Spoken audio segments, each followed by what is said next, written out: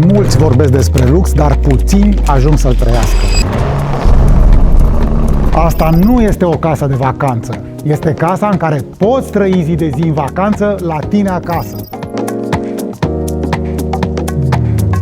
Există proprietăți pe care le vezi și există proprietăți pe care le simți. Dimineața îți poate începe aici și asta îți poate schimba viața. Foarte puține proprietăți te fac să te simți acasă. În segmentul premium, unele proprietăți sunt scumpe, dar foarte puține sunt rare.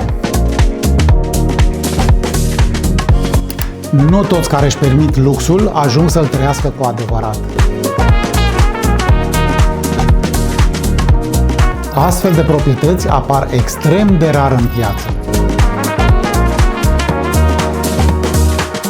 Iar dacă banii nu sunt o problemă, căutarea ta a luat sfârșit. Acum ai șansa să nu cumperi doar o casă, ci un mod de a-ți trăi viața. Scrie-mi în comentarii sau în privat dacă vrei mai multe informații.